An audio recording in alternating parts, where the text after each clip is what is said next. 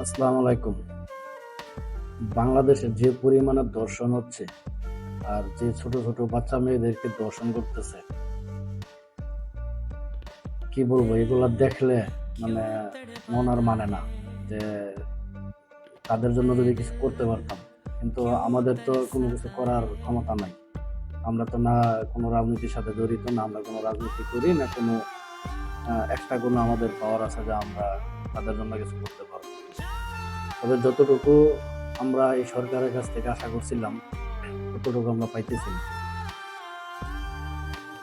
বিভিন্ন জায়গায় এই দর্শন হচ্ছে।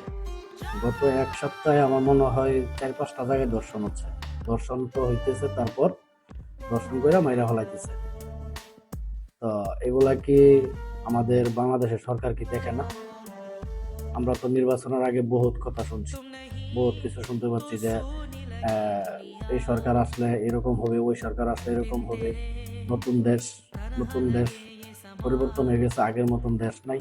কিন্তু এখন তো বর্তমানে যা দেখতেছি আগের চার অনেক খারাপ, আগের চেয়ে অনেক খারাপ চলতেছে বর্তমানে বাংলাদেশ। এই যে বিভিন্ন জায়গায় যে দর্শন হচ্ছে, কোনো বিচার হইতেছে না। বিচার না হওয়ার কারণেই আজকে একটার পর একটা দর্শন হইতেছে। যদি একটা বিচার করতো, যেমন নরসিংদীতে একটা ঘটনা ঘটছে, এরা যদি মানে কথা আছে না যে আরব দেশে যে বিচার করে একবারে গলা কেটে হলা, যদি এরকম কোনো বিচার করতে পারতো বাংলাদেশ সরকার, সবার সামনে দর্শনকারীরা সবার সামনে ফাঁসিতে ঝুলায় মেরে হলাইব, ফাঁসি দিব, তাহলে দেখতেন যে অন্য কোনো দর্শনকারী সাহস পেত না দর্শন করার জন্য। কিন্তু আমাদের দেশের আইন শৃঙ্খলা বাহিনী বা আমাদের দেশের সরকার কোনো কিছু করতেছে না।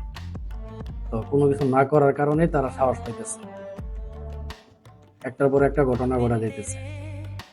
এদের আমরা কঠিন বিচার চাই। যারা দর্শন করতেছে তাদেরকে অতি শীঘ্রই ধরে তাদেরকে ফাঁসি দেন, জনসম্মুখে ফাঁসি দেন। তাদের মৃত্যুদণ্ড আমরা কামনা করি, আমরা আশা করি মৃত্যুদণ্ড, তাদেরকে যেন মৃত্যুদণ্ড দেওয়া হয়, না হয় বাংলাদেশ জীবনও শান্তিতে থাকতে পারবে না। আজকে দর্শন হচ্ছে, কালকা অন্য ঘটনা ঘটবে, পরশুদিন চুরি ডাকাতি হবে।